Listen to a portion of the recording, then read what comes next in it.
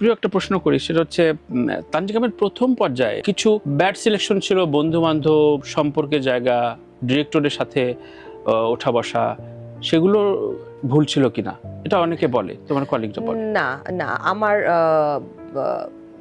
আমার বন্ধু বান্ধবী ছিল না। হ্যাঁ, ছিল না। আমার জাস্ট আমার 2007-8 থেকে রিদি হক, রনি, এরা যে আমার বন্ধু, আজকে 17-18 বছরের বন্ধু আমার। সো ওরাই আমার বন্ধু, ওরা আমার বন্ধু ছিল, ওরা আমার এখনো বন্ধু আছে। আমার বন্ধু আমি যখন তখন যাকে তাকে বন্ধু বানাই না। সো এইটা কিন্তু এই যে অ্যাকিউজেশনটা আমার, এটা পুরো রং।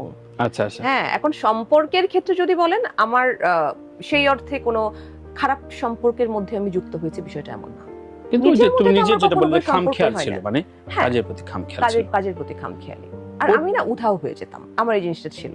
আচ্ছা আমি আচ্ছা। জাস্ট এমনি অফ হয়ে যাব। কারোর সাথে না, একা একাই? একা একা, কারোর সাথে না, জাস্ট লিটারালি উধাও। আমার আচ্ছা। ফোনে আমাকে কেউ পাবে না।